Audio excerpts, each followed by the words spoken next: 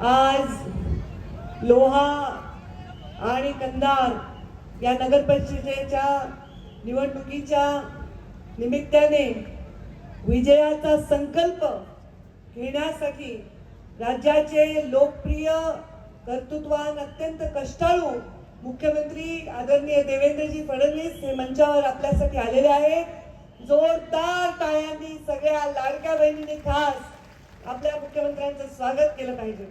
आज लोहा नगराध्यक्ष पदाचे उमेदवार गजाननजी सूर्यवंशी आणि कंधार नगराध्यक्ष पदाचे उमेदवार गंगा प्रसादजी यन्नावार आणि सर्व बाकीचे आमच्या वेगवेगळ्या वार्डातील उमेदवार कमळ चिन्हावर निवडणूक लढत आहेत। या सर्वांना प्रचंड मताने विजयी करण्यासाठी आपल्याला आवाहन करण्यासाठी मी आपल्या समोर उभी आहे।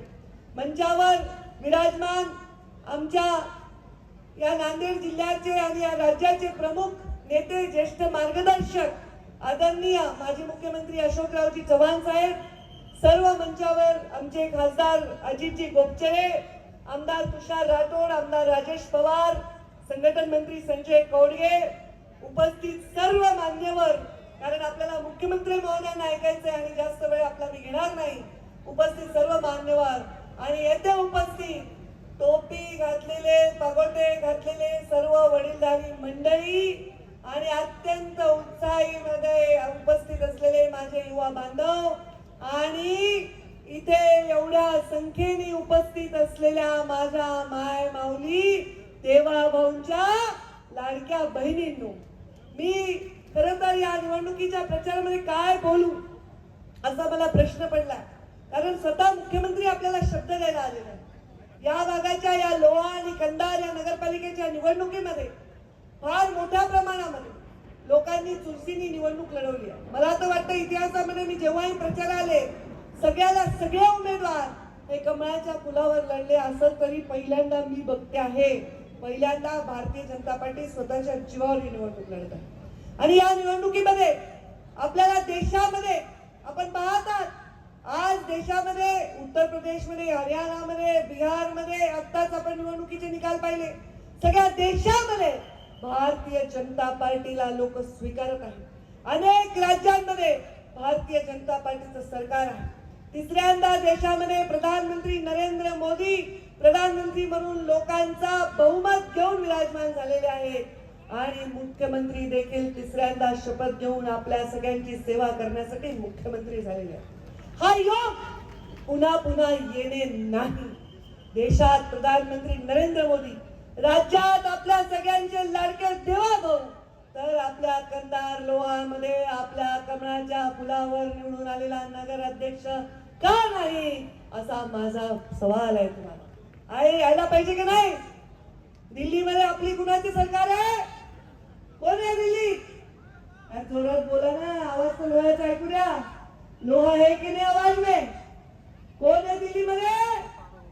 मोदीजी। राज्यात कोण आहे? मग आपल्या कंधारमध्ये कोण पाहिजे? कमळाच्या फुलावर लोहा आणि कंधारमध्ये आपला नगराध्यक्ष आणि आपले नगरसेवक निवडून आले पाहिजे। मोदीजींनी सगळ्या गरिबांसाठी कल्याण करण्यासाठी अनेक योजना आणल्या, तशाच देवेंद्रजी फडणवीस यांनी त्यांच्या आदर्श घेऊन या राज्यामध्ये गरीब कल्याणाचा कार्यक्रम राबवला। या महिलांना त्यांच्या पाठीशी उभे राहिले आणि लाडक्या बहिणीसाठी योजना आणली आणि म्हणून महिलांचं कल्याण, गरिबांचं कल्याण, शेतकऱ्यांचं कल्याण आणि आता अतिवृष्टी झाली 32,000 कोटीचं पॅकेज हे आमच्या देवेंद्र फडणवीस यांच्या नेतृत्वाखाली आमच्या सरकारने आणि म्हणून आपण आपल्या गल्लीपर्यंत दिल्लीपासून निघालेला विकास यायचा असेल तर कमळाच्या फुलासमोरचं पटेल येणाऱ्या 2 तारखेला मी आपला साधं उदाहरण देईन। एखादी टाकी आपण छतावर बांधली आणि आपल्याला बकेटमध्ये नळामध्ये पाणी पाहिजे असेल तर बिना पाईपलाईन करता येईल का? येणार नाही। तर आपल्या कंधार आणि लोह्याच्या गल्लीच्या नळापर्यंत विकास येणार असेल दिल्लीपासून, आमच्या मुंबईपासून, तर आपल्याला ही पाईपलाईन नगर अध्यक्ष पदाची लावावीच लागेल।